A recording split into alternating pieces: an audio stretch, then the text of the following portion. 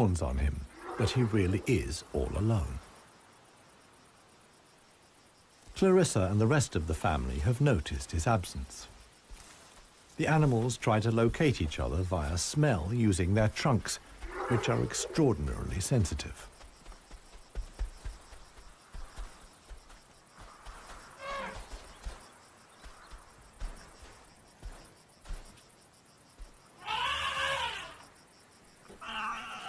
In the end, it's Maya who gives the decisive call.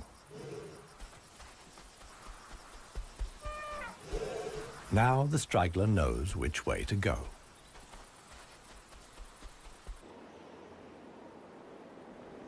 The extremely dry period shows no sign of coming to an end.